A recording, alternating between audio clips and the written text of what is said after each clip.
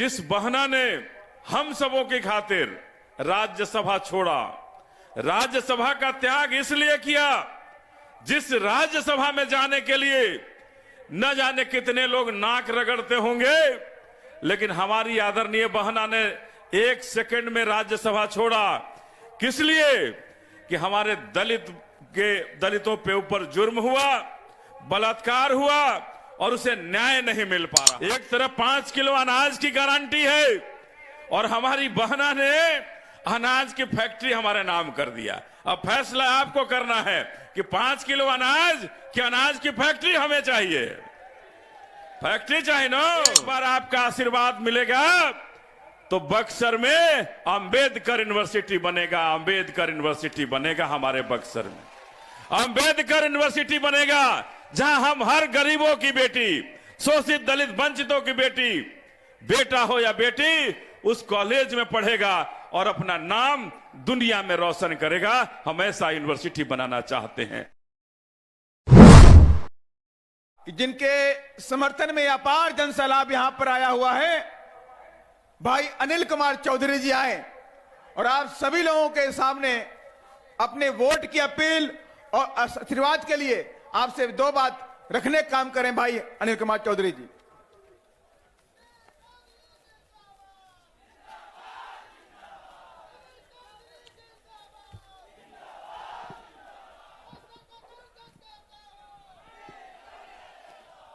जय भीम।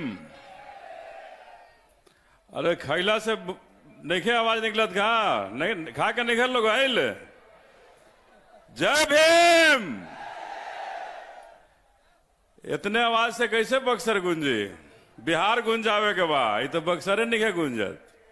जय भीम। जय भीम। नमो बुद्धाय। जय भीम। बहन माती जिंदाबाद। बहन माती जिंदाबाद। बहुजन समाज पार्टी जिंदाबाद। बहुजन समाज पार्टी जिंदाबाद।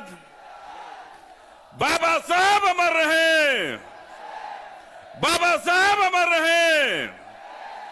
माननीय कासिम साहब अमर रहे। माननीय कासिम साहब अमर रहे। धन्यवाद। मंच पर उपस्थित हमारे बहुजन समाज पार्टी के कोऑर्डिनेटर, मुख्य कोऑर्डिनेटर, हम सबों के अभिभावक, सांसद रामजी गौतम जी, केंद्रीय प्रभारी लालजी मेघांकर जी, केंद्रीय प्रभारी एडवोकेट सुरेश राव साहब, केंद्रीय प्रभारी श्रीकांत जी, प्रदेश अध्यक्ष शंकर महतो जी, प्रदेश उपाध्यक्ष सकल देवदास जी और तमाम जो मंच पर उपस्थित हैं बहुजन समाज पार्टी के वो सिपाही जो बहन मायावती को देश का हुक्मरान बनाना चाहते हैं, और सामने मंच के सामने बैठे हमारे तमाम माताएं, बहनें, मेरे भाई, मेरे अभिभावक, वो सब लोग जो बहन मायावती को इस देश का प्रधानमंत्री देखना चाहते हैं। चाहता नहीं देखा जो सब लोग मिलकर के अपनी ताकत लगाएंगे, मुझे पूरा भरोसा है। आज बड़ा ही ऐतिहासिक दिन है।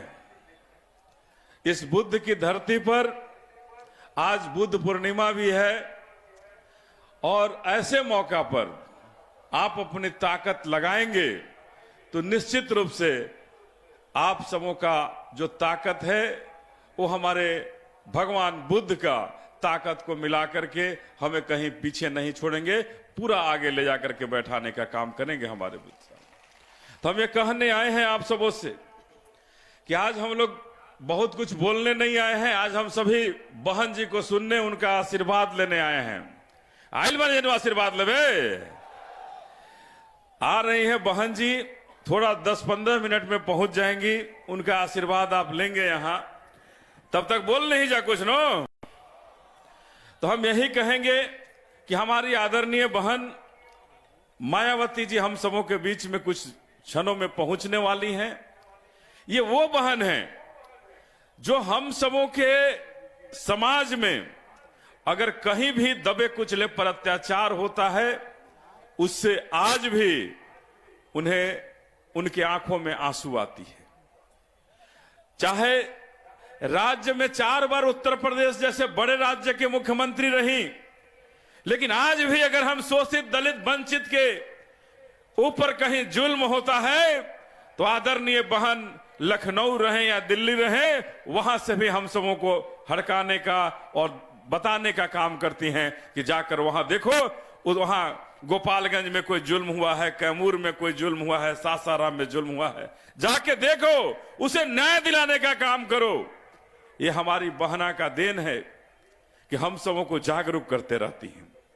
और हम सबों का कर्तव्य है कि इस बार जिस बहना ने हम सबों की खातिर राज्यसभा छोड़ा, राज्यसभा का त्याग इसलिए किया, जिस राज्यसभा में जाने के लिए न जाने कितने लोग नाक रगड़ते होंगे, लेकिन हमारी आदरणीय बहना ने 1 सेकंड में राज्यसभा छोड़ा। किस लिए? कि हमारे दलितों पे ऊपर जुर्म हुआ, बलात्कार हुआ और उसे न्याय नहीं मिल पा रहा है, उसे न्याय नहीं मिल पा रहा है। इसलिए उन्होंने राज्यसभा का परित्याग कर दिया कि मैं जिस समाज से आते हूं, उस समाज के लोगों का अगर आवाज नहीं उठा पाते हूं अपने सदन में, उसकी आवाज को मैं नहीं उठा पाऊंगी, तो ऐसे सदन में मेरा रहना बेकार है, मैं ऐसे सदन का सदस्य नहीं रह सकती हूं। और उन्होंने सदन का परित्याग कर दिया और उस सदन से बाहर चली गई, इस्तीफा कर दिया उन्होंने सदन से, यह कहते हुए कि आप बहुजनों की आवाज को दबाने का प्रयास कर रहे हैं, शोषित वंचितों के आवाज को दबाने का प्रयास कर रहे हैं, और जब तक मैं जिंदा हूं, सदन में हूं या सड़क पर हूं, लेकिन बहुजनों का, शोषित दलित वंचितों की आवाज को दबाने नहीं दिया जा सकता है, दबा नहीं सकते हैं।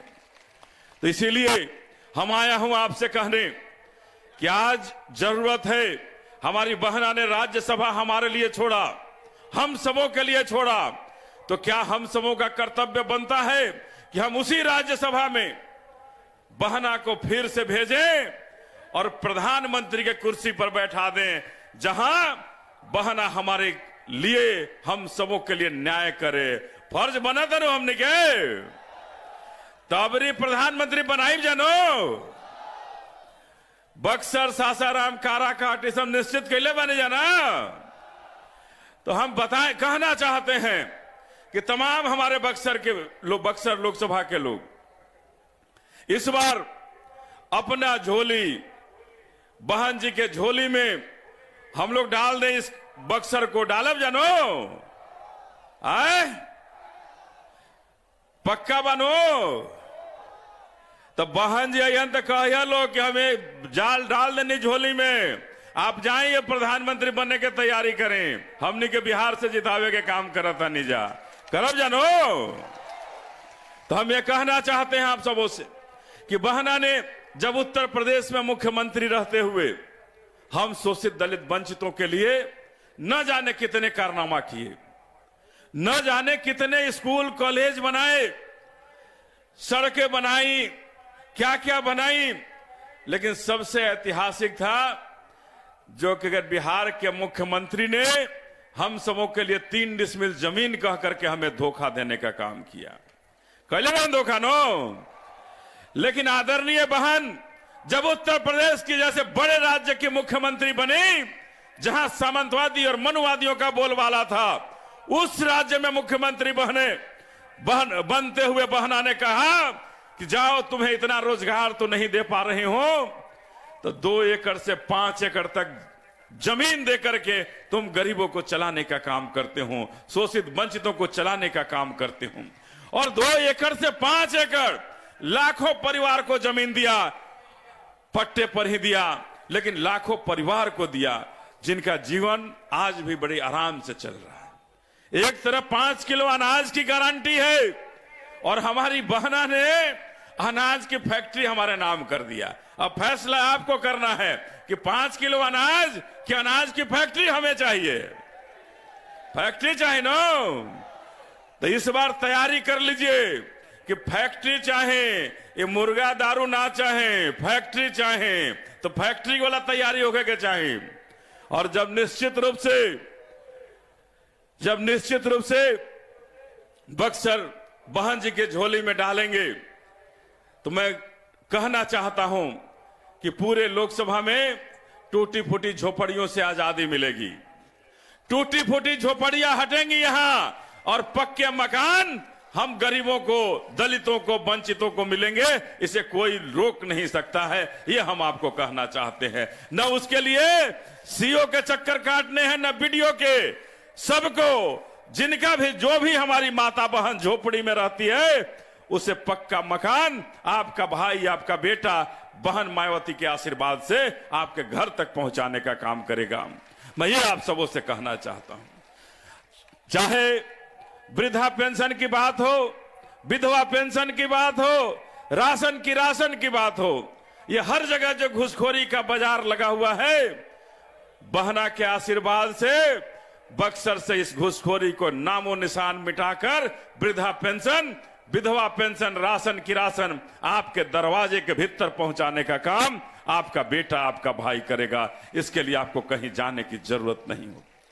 तो हम कहने आए हैं आप सबों से कि आज इस बक्सर को कहा जाता है कि राम की शिक्षा स्थली है हमारी बक्सर। कहल जाला नो कि राम की शिक्षा स्थली है बक्सर, लेकिन राम के नाम पर जिन्होंने वोट लेकर के हमें ठगने का काम किया, उन्होंने कभी भी राम के शिक्षा स्थली में श्री राम के नाम से भी एक स्कूल बनाए लोग, कॉलेज बनैला लोग, तो ये लोग नहीं बनाने वाले हैं। लेकिन हम बाबा साहब को मानने वाले लोग हैं। बाबा साहब के सपनों का भारत बनाना चाहती है हमारी बहना, और हम बहना के सिपाही हैं, तो हम अपने बक्सर को बाबा साहब के सपनों पर ले जाना चाहते हैं। और उसी कड़ी में हमने भी कहा है कि एक बार आपका आशीर्वाद मिलेगा तो बक्सर में अंबेडकर यूनिवर्सिटी बनेगा। अंबेडकर यूनिवर्सिटी बनेगा हमारे बक्सर में, अंबेडकर यूनिवर्सिटी बनेगा, जहां हम हर गरीबों की बेटी, शोषित दलित वंचितों की बेटी, बेटा हो या बेटी, उस कॉलेज में पढ़ेगा और अपना नाम दुनिया में रोशन करेगा। हम ऐसा यूनिवर्सिटी बनाना चाहते हैं और सब प्रखंड में, हर एक प्रखंड में कॉलेज खुलवाना चाहते हैं। और इसी के लिए आप सबों से आशीर्वाद मांगने आए हैं कि एक आशीर्वाद दीजिए और बाबा साहब के सपनों का भारत बनेगा और बाबा साहब के सपनों का हमारा बक्सर बनेगा। हम ये आप सबों से कहना चाहते हैं।